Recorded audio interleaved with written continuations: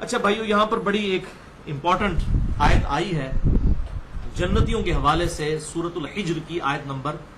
47، وَنَزَعْنَا مَا فِي صُدُورِهِم مِّن غِلٍّ، اور ہم نکال دیں گے اہل جنت کے سینوں میں سے جو کینہ ہے ایک دوسرے کے خلاف، اخواناً علی سرر متقابلین، وہ بھائیوں کی طرح آمنے سامنے بیٹھے ہوں گے تکیوں پر ٹیک لگائے ہوئے، کیونکہ اگر دل میں کسی کے خلاف کینہ موجود ہو پھر انسان آمنے سامنے نہیں بیٹھ سکتا۔ تو جنت چونکہ وہاں پر خوشی کا ہی مقام ہے، تو اہل جنت کے لیے اللہ تعالیٰ نے یہ اسپیشل پروٹوکول رکھا ہے۔ اسی آیت سورۃ الحجر آیت نمبر 47 کے کانٹیکسٹ میں صحیح بخاری میں ایک حدیث بھی موجود ہے کہ آپ صلی اللہ علیہ وسلم فرماتے ہیں کہ اللہ تبارک و تعالیٰ جب جنتیوں کو دوزخ سے رہائی عطا فرما دے گا، یعنی ان کو پروانہ جنت کا مل جائے گا، تو جنت اور دوزخ کے درمیان ایک پل پر اللہ تعالیٰ انہیں روکے گا، اور پھر جو ان کی آپس کی جو چپشیں ہوں گی، آپس کی جو ناراضگیاں ہوں گی دنیا میں کسی بھی وجہ سے، دو اہل ایمان کی ہو سکتی ہیں، تو وہ اللہ تعالیٰ ان کے کینہ دلوں سے نکال دے گا اور پاک صاف کر کے ان کو جنت میں داخل کرے گا۔ اس آیت کے کانٹیکسٹ میں بالکل کلیئر ہے۔ اور اسی طرح کی آیت ملتی جلتی سورۃ الاعراف میں بھی آتی ہے، 43 نمبر آیت، کہ ہم جنتیوں کے دلوں سے یہ کینہ ایک دوسرے کے خلاف نکال دیں گے، اور یہاں پر تو بڑا کلائمیکس ہے اس کا کہ وہ آمنے سامنے بیٹھے ہوں گے ٹیک لگائے ہوئے تکیوں پر۔ اگر کینہ نہ نکلا ہو جنت میں تو دونوں پہنچ جائیں گے، آمنا سامنا نہیں کر سکتے۔ جو المعجم الکبیر الطبرانی کے اندر صحیح سند کے ساتھ ابراہیم نخعی رحمہ اللہ کا قول ہے، جو ہمارا جو ریسرچ پیپر ہے حسینیت، جو رافضیت، ناسبیت اور یزیدیت کا تحقیقی جائزہ، اس میں آخری قول یہی ہے ابراہیم نخعی کا، جو بخاری اور مسلم کے راوی ہیں صحیح سند کے ساتھ، کہ وہ کہتے ہیں اگر بالفرض میں ان لوگوں میں شامل ہوتا جنہوں نے حسین ابن علی کو قتل کیا تھا، اور بالفرض اللہ تعالیٰ مجھے بخش بھی دیتا اور بالفرض میں جنت میں داخل بھی ہو جاتا، تب بھی میں جنت میں رسول اللہ کا سامنا نہ کر سکتا کہ کہیں رسول اللہ مجھ سے پوچھ ہی نہ لیں کہ تو میرے حسین کے قاتلوں میں شامل تھا۔ دیکھ کس لیول کی بات انہوں نے کی ہے ابراہیم نخعی رحمہ اللہ، المتوفى 96 ہجری، بخاری اور مسلم کے بنیادی راوی ہیں، بہت بڑے یہ تابعی ہیں، اور امام حنیفہ رحمہ اللہ کے دادا استاد ہیں۔ ان کے شاگرد تھے حماد بن ابی سلیمان، اور ان کے شاگرد تھے امام ابو حنیفہ رحمہ اللہ، المتوفى 150 ہجری۔ تو وہ دلوں سے اللہ تعالیٰ قدورت نکال دے گا، تبھی جنت کے اندر فائدہ ہوگا۔ تو اس آیت کے کانٹیکسٹ میں ایک حدیث بھی موجود ہے صحیح سند کے ساتھ، امام احمد بن حنبل رحمہ اللہ کی کتاب فضائل صحابہ کے اندر بھی موجود ہے، المستدرک للحاکم کے اندر بھی موجود ہے، کہ سیدنا علی رضی اللہ تعالیٰ عنہ یہی آیت تلاوت کیا کرتے تھے، وَنَزَعْنَا مَا فِي صُدُورِهِم مِّن غِلٍّ، اور ہم دور کر دیں گے ان کے دلوں کی کدورت جو آپس میں ہوگی، اخواناً علی سرر متقابلین، یہ آپس میں تکیہ لگائے ہوئے آمنے سامنے بیٹھے ہوں گے بھائیوں کی طرح۔ یہ آیت پڑھتے تھے اور پھر کہا کرتے تھے سیدنا علی کہ میں اللہ سے امید کرتا ہوں کہ یہ آیت مبارکہ میرے عثمان بن عفان اور طلحہ اور زبیر کے بارے میں ہے، کہ ہمارے دلوں میں جو ایک دوسرے کے بارے میں اگر کوئی غل رہ گئی ہے تو اللہ تعالیٰ جنت میں جانے سے پہلے ہم سے یہ دور کر دے گا۔ سیدنا عثمان، سیدنا طلحہ اور سیدنا زبیر رضی اللہ عنہم اجمعین۔ اور ظاہر ہے اس کے پیچھے پوری ایک ہسٹری ہے، اب اس پہ میں بات کروں 1 گھنٹہ اور چاہیے۔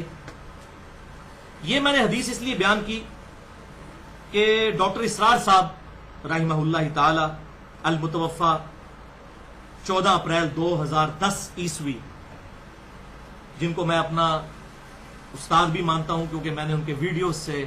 بہت کچھ لرن کیا ہے اس حوالے سے، باقی میں کوئی باقاعدہ ان کا شاگرد نہیں ہوں، نہ میں نے کہیں دعویٰ کیا ہے، نہ میں نے کبھی تنظیم اسلامی جوائن کی ہے، نہ کبھی جماعت اسلامی۔ کوئی بھی علمی شخصیت ہے اس کی ہم قدر کرتے ہیں، باقی غلطیاں اپنی جگہ، اللہ تعالیٰ غلطیوں کو معاف فرمائے اور ان کو ان کے نیک کاموں کا اجر عطا فرمائے ڈاکٹر اسرار صاحب کو۔ تو ڈاکٹر اسرار صاحب رحمہ اللہ نے سورۃ الاعراف کی آیت نمبر 43 جو اسی سے ملتی جلتی آیت ہے، اس میں انہوں نے ایک حدیث بیان کی تھی تو میں چاہ رہا ہوں کہ اس ویڈیو کی وساطت سے اس کی کلیریفیکیشن دے دوں کہ وہ انہوں نے حدیث غلط بیان کر دی تھی.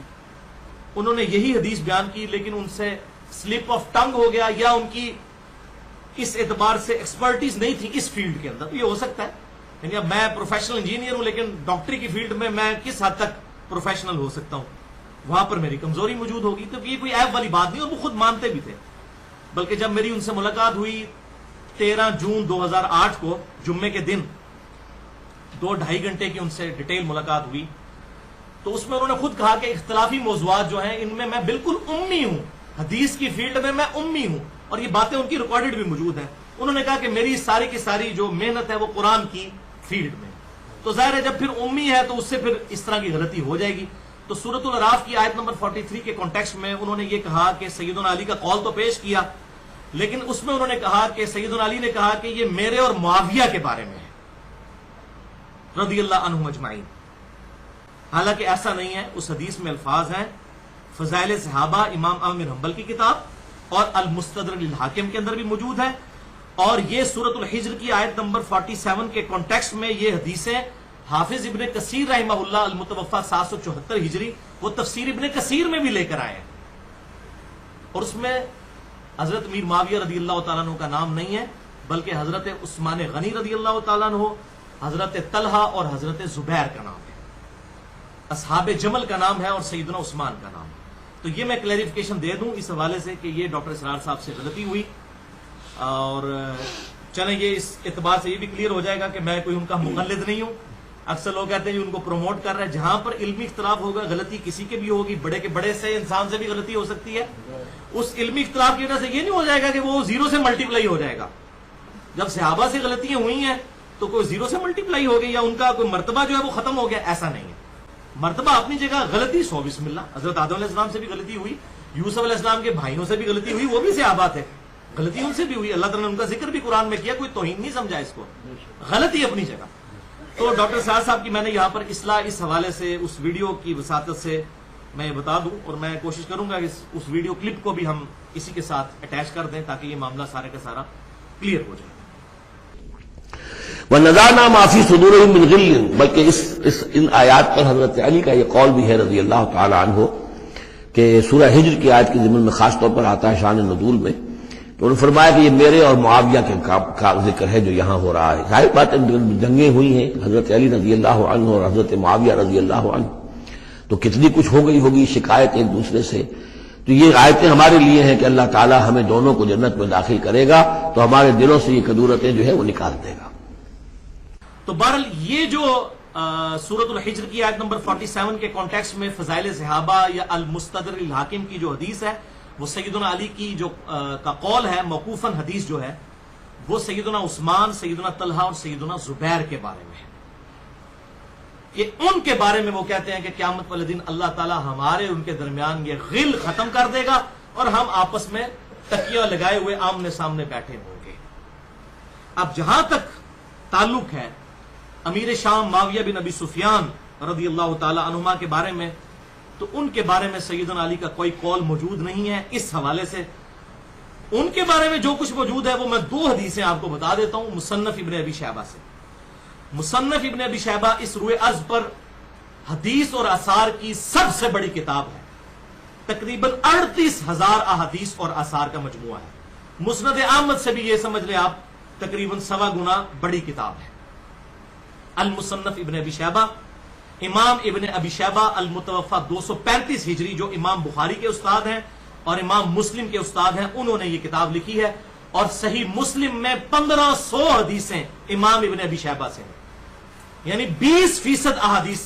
صحیح مسلم کی وہ امام ابن ابی شیبہ سے لی ہیں. صحیح بخاری میں بھی چند احادیث ان سے موجود ہیں. امام ابن ابی شیبہ ان کی کتاب ہے المصنف. المصنف حدیث کی اس کتاب کو کہتے ہیں جس میں صحابہ اکرام علیہم رضوان کے اقوال اور ان کے اعمال جو ہیں وہ بڑی کثرت کے ساتھ جمع کیے ہوئے ہیں, اس کو المصنف کہتے ہیں. اور المصنف ابن ابی شیبہ کا جو آخری چیپٹر ہے اس میں 3 باب ہیں. جمل کے اوپر ہے, صفین اور نہروان کے اوپر, جس میں تقریباً 250 احادیث ہیں جنگ جمل, جنگ صفین اور جنگ نہروان کے بارے میں. اور یہ جن لوگوں کو یہ وہم ہو گیا جی مشاجرات صحابہ کو ڈسکس نہیں کرنا چاہیے, تو امام ابن ابی شیبہ نے باقاعدہ باب باندھے ہیں، جمل، صفین اور نہروان۔ باب جو ہے وہ محدث کا اپنا عقیدہ ہوتا ہے، وہ تو باب بنا کر فتن کے چیپٹر میں، کتاب الفتن میں، فتنوں کے باب میں 3 سب چیپٹرز انہوں نے بنائے ہیں اور ان چیزوں کو ڈسکس کیا، 250 حدیث ہیں۔ اور ابھی تقریباً 1 مہینہ پہلے میری بات ہوئی تھی، یہ مصنف ابن ابی شیبہ الحمدللہ اردو میں پرنٹ ہونے والی ہے، پرنٹنگ پریس تک پہنچ چکی ہے۔ اس کے بعد ایک علمی،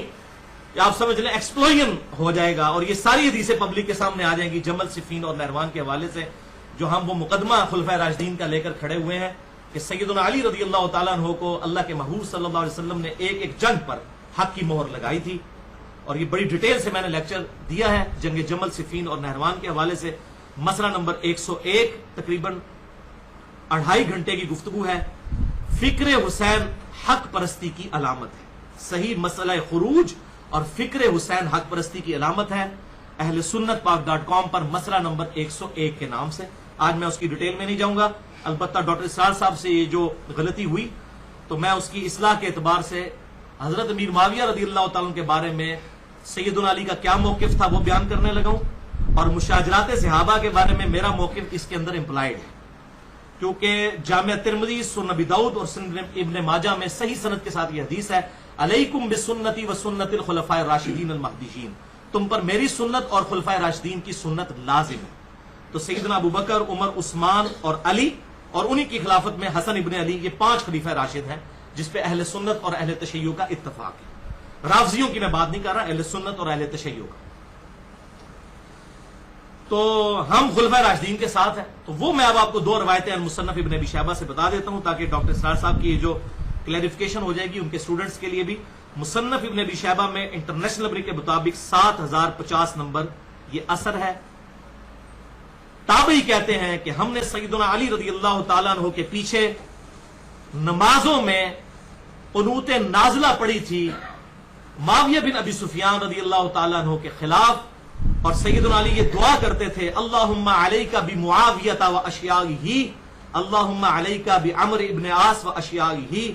اے اللہ معاویہ اور اس کے شیعہ کو تو تباہ و برباد کر دے، عمر ابن عاص اور اس کے شیعہ کو، شیعہ کہتے ہیں ان کے گروہ کو، یہ پولیٹیکل ٹرم ہے، شیعان علی اور شیعان معاویہ، ہم اہل سنت شیعان علی ہیں الحمدللہ،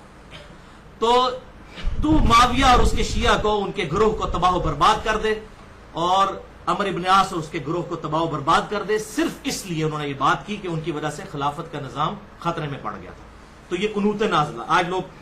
انڈیا پہ پڑھ رہے ہیں قنوت نازلہ، لوگ امریکہ کے اوپر پڑھ رہے ہیں، وہ بھی پڑھیں، لیکن یہ بھی ایک حقیقت ہے قنوت نازلہ۔ المصنف ابن ابی شیبہ 7050 نمبر۔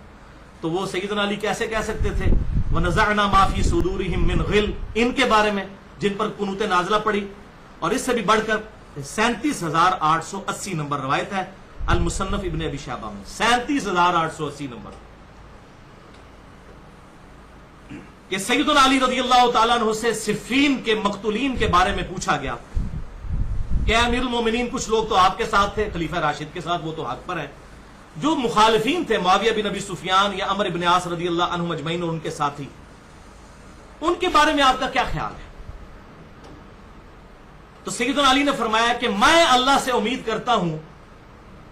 کہ صفین میں جو میرے خلاف لڑے اور جو میرے ساتھی تھے، میرے ساتھی تو ظاہر ہے وہ تو حق پر ہے ہی ہیں، تو صحیح بخاری اور مسلم کی متفق علیہ حدیث ہے، عمار کو ایک باغی جماعت قتل کرے گی، عمار ان کو جنت کی طرف بلائے گا، وہ جماعت ان کو دوزخ کی طرف بلائے گی۔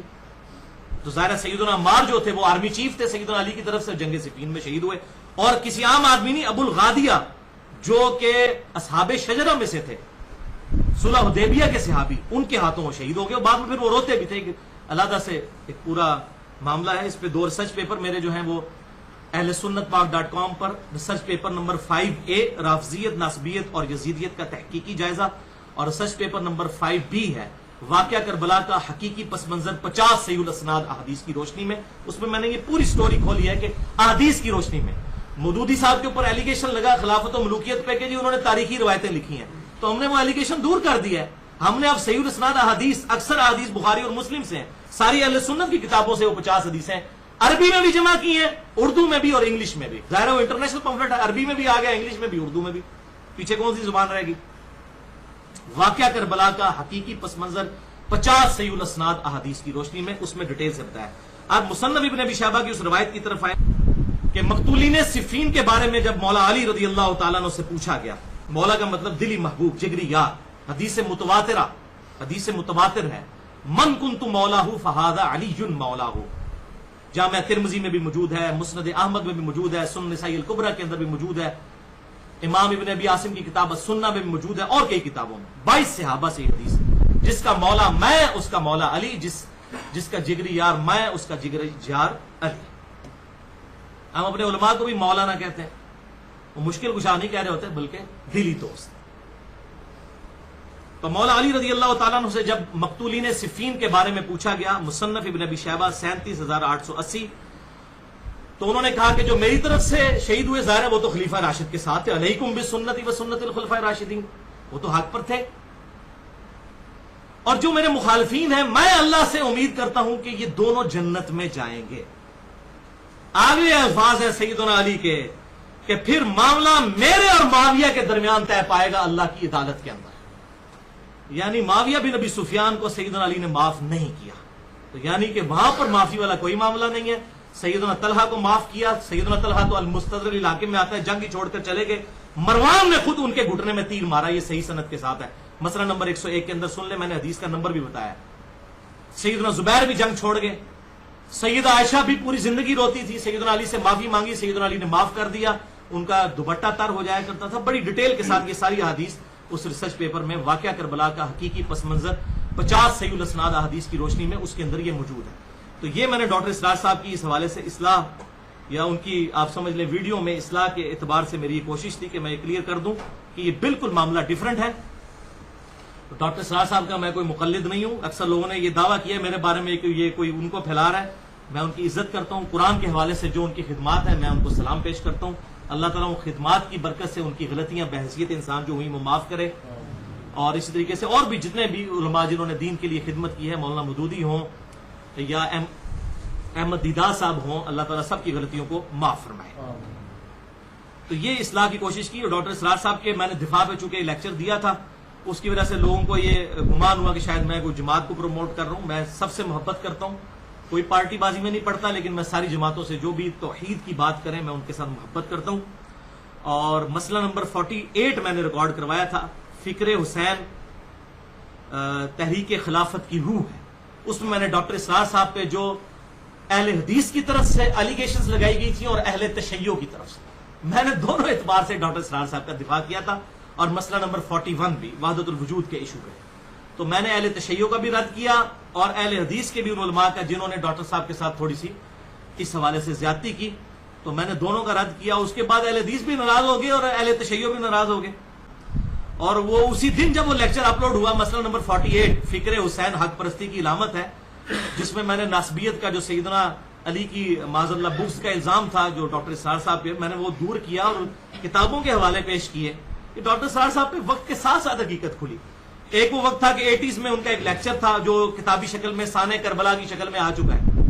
اس میں کئی باتیں ایسی ہیں جو بالکل ان لاجیکل ہیں، اور مودودی صاحب کے بارے میں بھی انہوں نے سخت کامنٹس کیے جو بالکل بیس لیس ہیں، میں کہتا ہوں بیس لیس ہے۔ وہ 80s میں انہوں نے تقریر کی، اس وقت ان کی تحقیق نہیں تھی، لیکن 2005 میں جو کتاب ان کی چھپی پاکستان میں نظام خلافت کیا کیوں اور کیسے، اس میں انہوں نے کلیئر کٹ لکھا ہے کہ حضرت امیر معاویہ رضی اللہ تعالیٰ کے بارے میں کہ وہ جو حضرت علی کے خلاف کھڑے ہوئے اور خلافت کے نظام جو ٹوٹا ہے تو یہ قبائلی تعصب تھا، یعنی بنو امیہ اور بنو ہاشم کے حوالے سے انہوں نے اتنے سخت الفاظ خود کیے، پہلے مودودی صاحب کو کہتے تھے سخت الفاظ لکھے، پھر خود بھی لکھ دیے، یہ قبائلی تعصب تھا جو کہ معاویہ بن ابی سفیان رضی اللہ تعالیٰ عنہ حضرت علی کے خلاف کھڑے ہوئے، انہوں نے خود مانا یہ کوئی وہ والا معاملہ نہیں تھا اور کوئی۔ تو یہ وقت کے ساتھ ساتھ چیزیں کلیریفیکیشن ہوتی ہیں انسان کو۔ بال اس میں ایک چیز میں بتا دوں جو کہ اشارتاً ذکر ہوئی ہے سیدنا عثمان کے حوالے سے کہ سیدنا علی نے ان کا نام کیوں لیا، تو بھائیو یہ بات حقیقت ہے کہ سیدنا عثمان غنی رضی اللہ تعالیٰ عنہ کی بعض پالیسیز ایسی تھیں جو ہے تو نیک نیتی کے ساتھ تھی، جیسا کہ آپ صلی اللہ علیہ وسلم بھی تالیف قلب کے لیے نیو مسلمز کو زیادہ نوازتے تھے۔ صحیح مسلم میں آتا ہے ابو سفیان کو غزوہ حنین پہ آپ نے 100 اونٹ دے دیے، تو باقی صحابہ اکرام علیہم رضوان نے کہا کہ آپ نے ہمیں کچھ نہیں دیا، تو آپ صلی اللہ علیہ وسلم نے انصار سے کہا کہ اے انصار کیا تم اس پہ راضی نہیں کہ یہ لوگ دنیا کا مال لے جائیں اور تم اللہ کے رسول کو لے جاؤ؟ یعنی اللہ کے رسول نے پھر فرمایا کہ میرا جینا مرہ انصار کے ساتھ ہے، اسی لیے آپ کی قبر مبارک مدینہ شریف میں بنی. تو آپ صلی اللہ علیہ وسلم تالیف قلب کے لیے ایسا کرتے تھے. اسی طرح کے معاملات حضرت عثمان سے بھی ہوئے. انہوں نے تالیف قلب کے لیے چند بنو امیہ کے جو نوجوان تھے اور جو نیو مسلمز تھے ان کو چند گورنی کے عہدوں پر فائز کیا. اور پھر وہ صحیح مسلم میں آتا ہے, اور وہ جو تھا عقبہ بن ابی معیط جو بخاری میں آتا ہے, حضور صلی اللہ علیہ وسلم کے کندھے پر اس نے اوجڑی رکھی تھی جو حضرت فاطمہ نے ہٹائی تھی. اس کا بیٹا ولید بن عقبہ بعد میں مسلمان ہو گیا فتح مکہ پہ معافی مانگ کے, تو اس کو گورنر لگا دیا. صحیح مسلم میں آتا ہے کوفے کا, اور اس نے شراب پی کے وہ نماز پڑھایا کرتا تھا. اس کی وجہ سے صحابہ میں بڑا اختلاف ہوا, حضرت عثمان کے خلاف ایک ریولوشن پھر شروع ہو گئی. لیکن سیدنا عثمان جب بھی کوئی ایسی بات پہنچتی تھی وہ بیک فٹ پہ جاتے تھے اور ایسے لوگوں کو گورنری سے ہٹا دیتے تھے. لیکن ظاہر پالیسیز کی وجہ سے ایک رنج تو تھا صحابہ کے دلوں میں, تو اس کی طرف سیدنا علی نے اشارہ کیا. اور یہ سیدنا علی کا نہیں ہے, سنن ابی داؤد میں صحیح حدیث ہے, بڑی ڈیٹیل ہے سنن ابی داؤد میں, خلافت والے آپ چیپٹر میں نکال لیں کہ سیدنا عمر فاروق رضی اللہ تعالیٰ نے ایک دفعہ اپنے ایک ساتھی کو ایک اہل کتاب کے پادری کے پاس بھیجا اور کہا کہ بتا کہ تیری کتاب میں میرے بارے میں کیا لکھا ہوا ہے. تو بڑے تعریفی کلمات اس پادری نے پڑھے. یہ سنن ابی داؤد کے اندر حدیث موجود ہے کہ یہ تو ایک آدھی دیوار ہے مسلمانوں کے لیے. بخاری اور مسلم کی متفق علیہ حدیث ہے کہ میری امت اور فتنوں کے درمیان ایک دروازہ ہے, جب اس کو توڑ دیا جائے گا فتنے شروع ہو جائیں گے, اور وہ دروازہ عمر ہے. اصل میں سیدنا عمر کی شہادت جو ہے یہ اسلام کی پیٹھ میں سب سے بڑا چھرا تھا جو بھونپا گیا. اس کے بعد پھر خلافت کا نظام جو ہے ڈگمگاتا گیا, لیکن پھر بھی کچھ عرصہ چلا. خلفائے راشدین ہیں باقی بھی الحمدللہ, لیکن اس طرح کی خلافت نہیں جو ابو بکر عمر نے کی ہے. وہ اللہ تعالیٰ کی طرف سے خاص پروٹیکشن تھی. بہرحال وہ ابو داؤد میں آگے حدیث آتی ہے کہ پھر سیدنا عمر کے بعد اس نے پوچھا کہ جو خلیفہ بنے گا اس کا کیا حال ہوگا. تو اس پادری نے کہا کہ ہماری کتابوں میں لکھا ہوا ہے کہ وہ بڑا نیک اور شریف انسان ہوگا, سوائے اس کے کہ وہ اپنے رشتہ داروں کو نوازے گا. اور پوچھا اس کے بعد, تو اس نے کہا اس کے بعد جو شخص خلیفہ بنے گا انتہائی نیک انسان ہوگا, لیکن اس وقت تلوار نیام سے باہر نکل چکی ہوگی. یعنی وہ کوشش تو کرے گا کہ کسی طریقے سے اس نظام کو بچا لے, لیکن تل پٹ ہو جائے گا سارے کا سارا نظام, اور خود وہ اس کی بھیڑ چڑھ جائے گا. جو کہ صحیح حدیث ہے سنن نسائی الکبریٰ کے اندر, آپ صلی اللہ علیہ وسلم کو حضرت علی رضی اللہ تعالیٰ کو آپ صلی اللہ علیہ وسلم نے خود فرمایا تھا, اے علی اگلی امتوں میں سب سے بڑا بدبخت قوم سمود کا وہ شخص تھا جس نے اس اونٹنی کو قتل کیا تھا, اور میری امت کا سب سے بڑا بدبخت ہوگا جو تجھے قتل کرے گا. یعنی حضرت علی کو آپ نے کیا مرتبہ دیا کہ وہ اونٹنی کو قتل کرنے والا, جیسے قوم سمود میں اس کے بعد امت پہ عذاب آ گیا تھا نا, تو حضرت علی کو قتل کرنے کے بعد بھی امت پہ پھر عذاب آیا اس شکل کے اندر کہ ایک معاملہ سارا تل پٹ ہو گیا. پہلے سیدنا عثمان کی شہادت اور اس پر تو رہا یہ کہ حضرت علی رضی اللہ تعالیٰ کی شہادت. بل ابو داؤد کی اس حدیث میں پھر ملتا ہے کہ یہ جب باتیں آ کر اس شخص نے حضرت عمر کو بتائی نا, تو جب اس نے ذکر کیا نا کہ حضرت عمر کو کہ آپ کے بعد جو خلیفہ ہوگا نا وہ ہوگا تو نیک, لیکن وہ اپنے رشتہ داروں کو نوازے گا, تو سیدنا عمر کی زبان سے یہ الفاظ نکل گئے, خدا عثمان پر رحم کرے. یہ حضرت عمر کی آپ کرامت کہہ دیں کہ ان کو ظاہر ہے جب اکٹھے لوگ ہوتے ہیں تو نیچر کا پتہ ہوتا ہے, تو یہ حضرت عمر کے الفاظ ہیں, خدا عثمان پر رحم کرے. یعنی حضرت عمر کو یہ پتہ چل گیا تھا کہ یہ ایسا شخص کون ہو سکتا ہے. تو اس قسم کے معاملات تھے. بہرحال ان تمام چیزوں کے باوجود خلفائے راشدین میں ہیں حضرت عثمان غنی بھی, حضرت علی رضی اللہ تعالیٰ عنہ بھی, حضرت ابو بکر بھی, حضرت عمر بھی. ہم سب سے محبت کرتے ہیں اور ہم اللہ تعالیٰ سے دعا کرتے ہیں ہمیں قیامت والے دن خلفائے راشدین کے ساتھ اٹھائے. جو حق بات میں نے آج کہی اللہ تعالیٰ ہمارے دلوں میں راسخ فرمائے. اگر جس بات میں میرے منہ سے کوئی غلط بات نکل گئی تو اللہ تعالیٰ ہمارے دلوں سے معاف کر دے. ہمیں کتاب و سنت کی تعلیمات پر عمل کر کے دوسرے بھائیوں تک پہنچانے کی توفیق عطا فرمائے. سبحانک اللہم و بحمدک, اشہد ان لا الہ الا انت, استغفرک و اتوب الیک, وما علینا الا البلاغ المبین.